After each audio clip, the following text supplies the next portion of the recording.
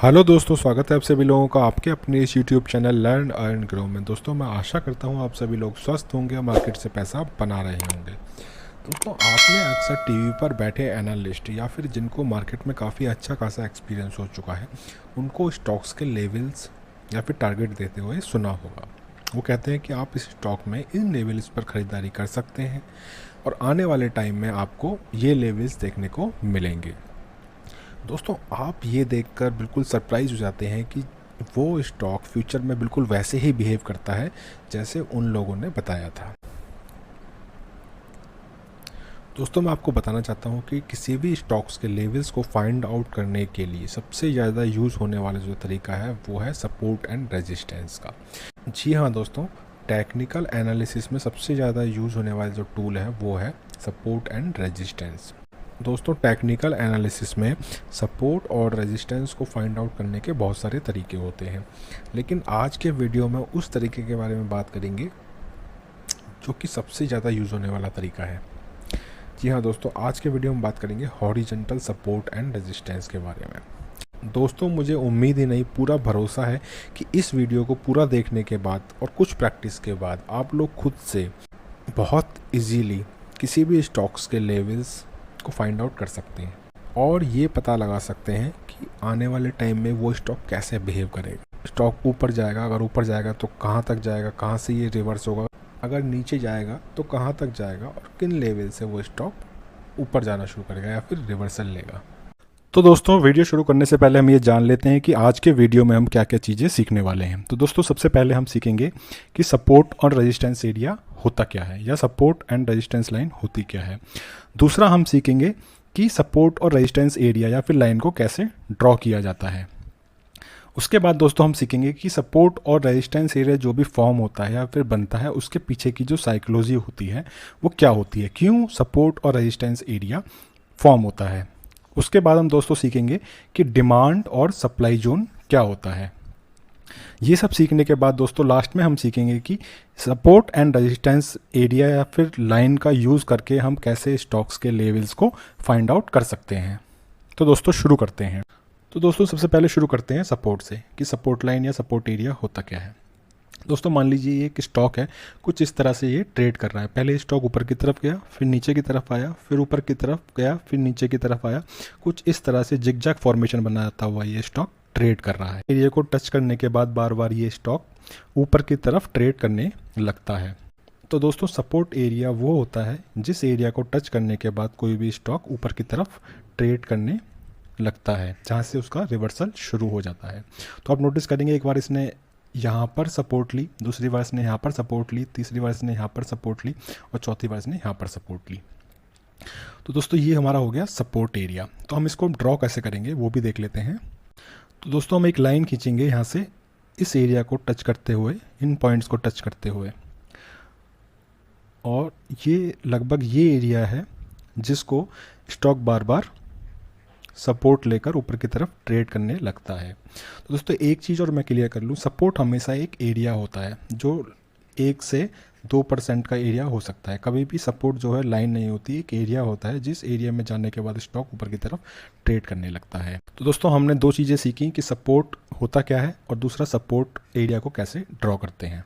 तो दोस्तों, अब हम बात करेंगे अब नेक्स्ट टॉपिक के बारे में कि हम सीखेंगे कि इसके पीछे की जो साइकोलॉजी है वो क्या होती है कि बार बार स्टॉक इस एरिया को टच करने के बाद ऊपर की तरफ जाता है।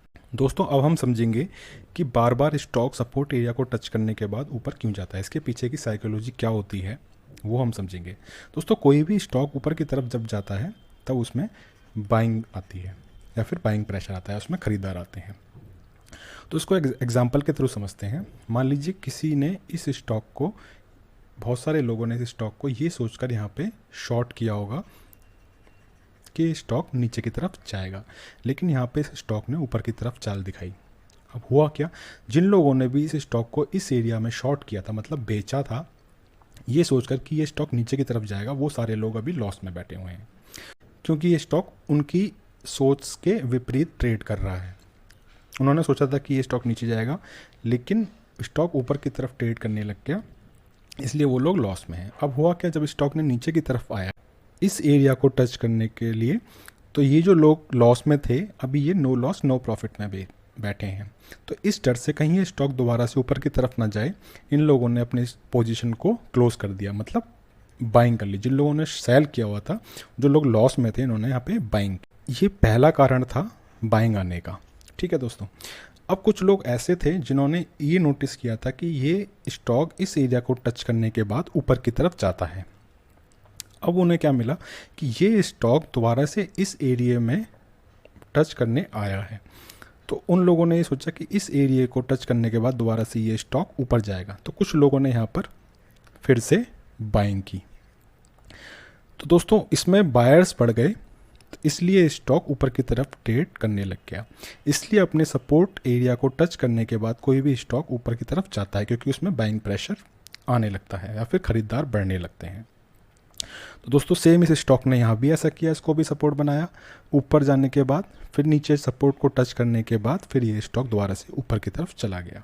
तो दोस्तों हमने 3 चीज़ें अभी तक सीखी कि सपोर्ट एरिया क्या होता है, दूसरा सपोर्ट एरिया को कैसे ड्रॉ किया जाता है या फिर आइडेंटिफाई किया जाता है, और तीसरा हम लोगों ने सीखा कि इसके पीछे की जो साइकोलॉजी है वो क्या होती है, क्यों बार बार एक स्टॉक सपोर्ट एरिया को टच करने के बाद ऊपर की तरफ जाने लगता है। दोस्तों अब हम सीखेंगे कि डिमांड जोन क्या होती है। तो दोस्तों डिमांड जोन वो होती है जिस एरिया में आकर उस स्टॉक की डिमांड बढ़ जाए। जैसे कि यहाँ पे आपने बताया कि इस एरिया को टच करने जैसे ही स्टॉक आता है वहाँ पे बाइंग प्रेशर आने लगता है, मतलब इस स्टॉक की डिमांड बढ़ रही है, यहाँ पर खरीदार बढ़ रहे हैं। तो इसको हम बोलेंगे इस स्टॉक के लिए डिमांड जोन। तो दोस्तों सपोर्ट एरिया को हम दूसरे नाम से भी जानते हैं, डिमांड जोन के नाम से। तो दोस्तों अभी तक हमने क्या क्या सीखा।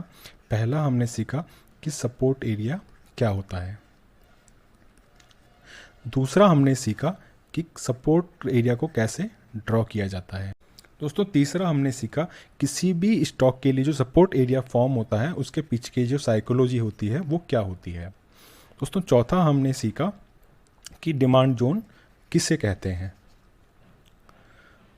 तो दोस्तों अब हम बात करेंगे अपने नेक्स्ट टॉपिक के बारे में, रेजिस्टेंस एरिया, कि हॉरिजॉन्टल रेजिस्टेंस किसको बोलते हैं। तो दोस्तों जितनी आसानी से हमने अभी सपोर्ट को समझा, अभी हम समझेंगे रेजिस्टेंस को, कि किसी भी स्टॉक के लिए रेजिस्टेंस क्या होता है। मान लीजिए दोस्तों ये एक स्टॉक है, कुछ इस तरह से जिगजैग फॉर्मेशन में ये स्टॉक ट्रेड कर रहा है। जिगजैग नीचे की तरफ आया, फिर ऊपर की तरफ गया, फिर नीचे की तरफ आया, फिर ऊपर की तरफ गया। तो ये स्टॉक एक जिगजैग फॉर्मेशन बना होता हुआ ट्रेड कर रहा है।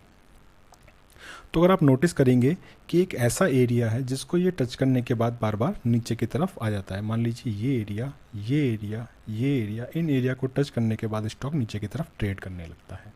तो दोस्तों एक वो एरिया जिसको टच करने के बाद स्टॉक नीचे की तरफ ट्रेड करने लगता है उसको हम बोलते हैं रेजिस्टेंस एरिया। मतलब वो एरिया स्टॉक के लिए एक रेजिस्टेंस का काम कर रहा है। दोस्तों अब हम समझेंगे कि रेजिस्टेंस एरिया, रेजिस्टेंस लाइन को कैसे ड्रॉ करना है। तो जो भी एरिया है जिसको स्टॉक बार बार टच करके नीचे की तरफ आता है उसको हम मिलाते हुए एक लाइन ड्रॉ करेंगे, उस एरिया को आइडेंटिफाई करने की कोशिश करेंगे। तो लगभग जो ये एरिया है ये एक रेजिस्टेंस एरिया है जो इस स्टॉक के लिए एक रेजिस्टेंस का काम कर रहा है। इसको हम बोलेंगे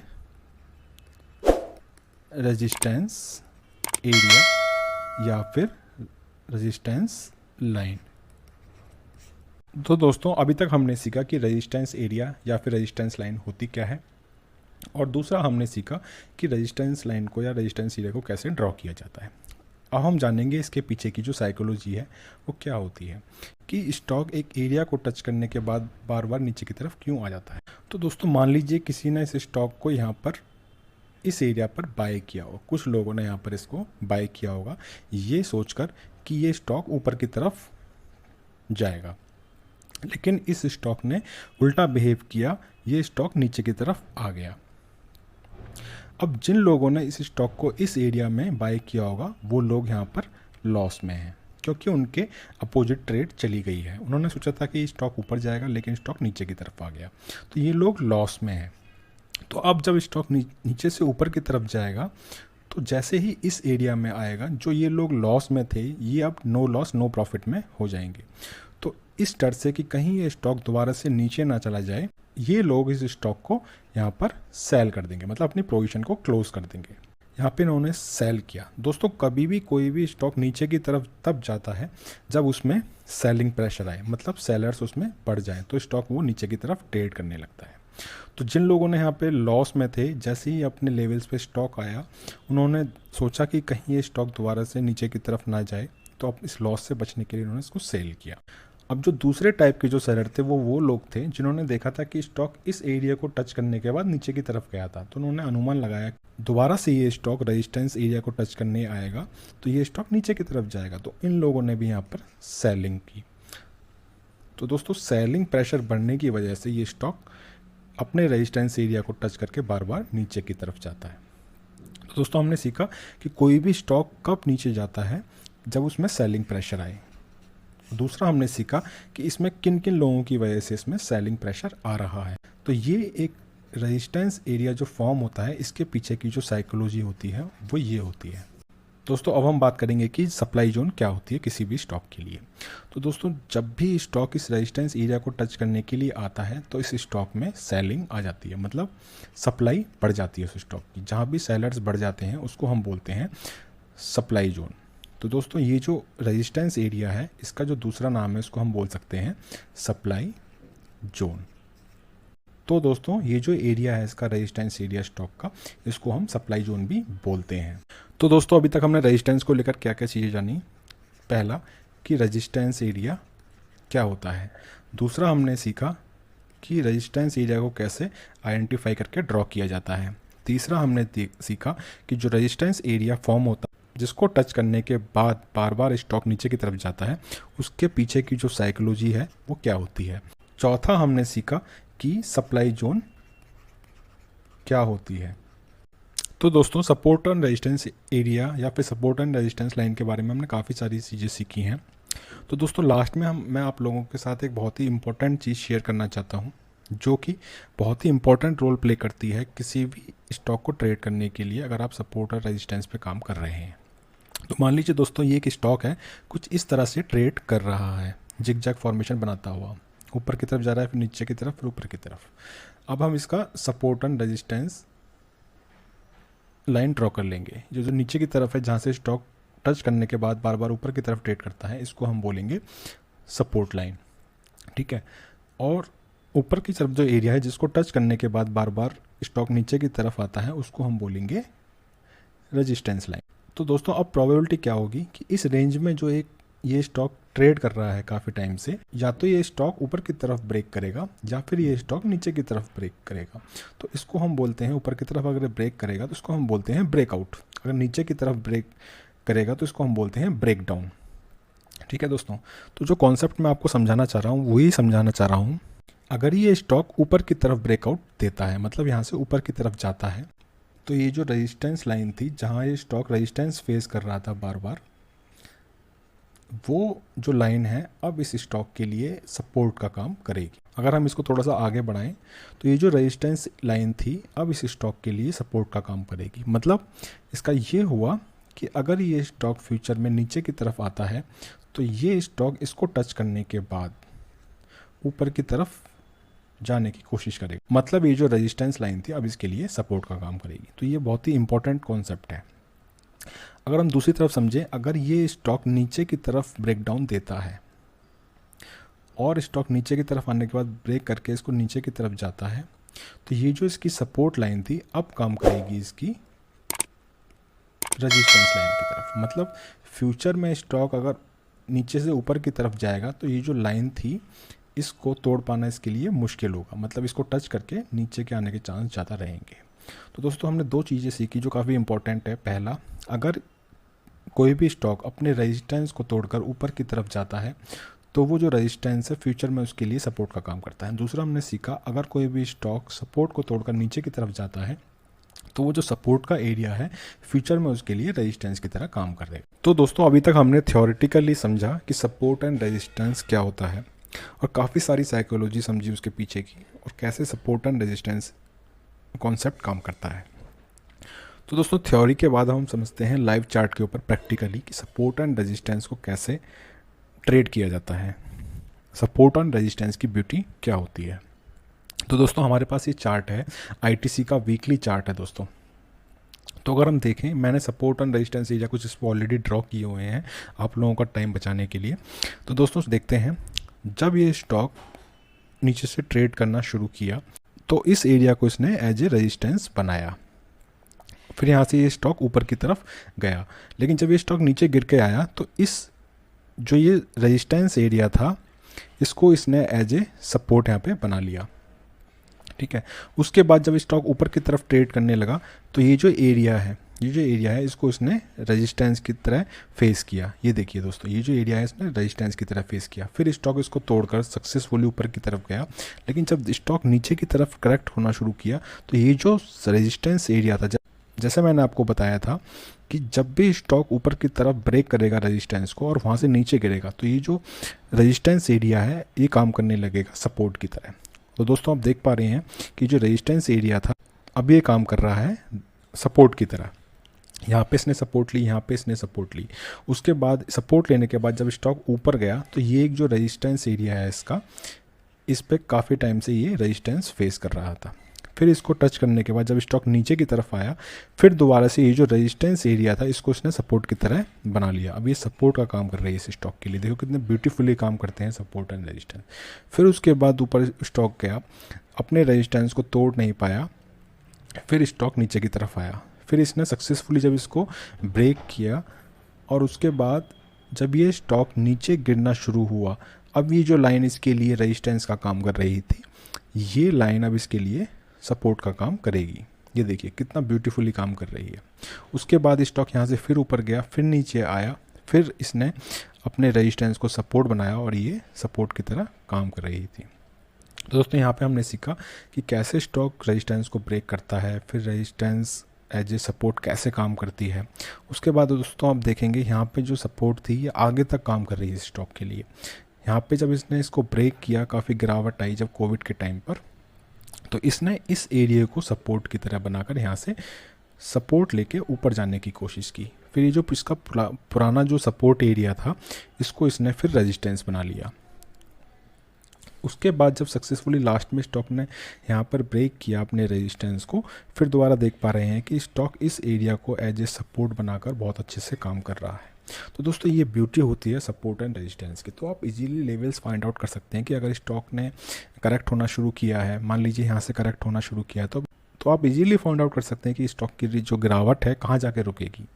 ये जो एरिया है ये आप इजीली आइडेंटिफाई कर सकते हैं। अगर मान लीजिए स्टॉक ऊपर की तरफ जा रहा है तो आप इजीली आइडेंटिफाई कर सकते हैं कि स्टॉक अब कहाँ जाकर थोड़ा सा रेजिस्टेंस फेस करेगा। तो आप अपनी पोजीशन उसी हिसाब से बना सकते हैं। अगर आपको एग्जिट करना है तो एग्जिट कर सकते हैं, अगर आपको बाइंग करनी है तो बाइंग कर सकते हैं इस कॉन्सेप्ट का यूज़ करके। तो दोस्तों मैं आशा करता हूँ कि आपको ये वीडियो काफ़ी पसंद आया होगा, काफ़ी कुछ सीखने को मिला होगा। अगर दोस्तों आप इसको कई सारे चार्ट्स में सपोर्ट एंड रेजिस्टेंस को प्रैक्टिस करेंगे तो आप खुद से स्टॉक्स के लेवल को निकालना सीख जाएंगे।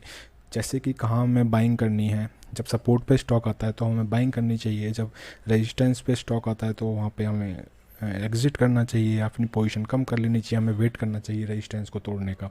अपनी ट्रेडिंग में आप हॉरिजॉन्टल सपोर्ट और रेजिस्टेंस लाइन या एरिया का यूज़ करेंगे तो आपकी जो ट्रेडिंग स्ट्रैटेजी है काफ़ी ज़्यादा इम्प्रूव हो जाएगी, जिससे आपकी जो प्रोबेबिलिटी है सक्सेस होने की ट्रेडिंग में वो काफ़ी बढ़ जाएगी, आपकी एक्यूरेसी बढ़ जाएगी स्टॉक मार्केट में।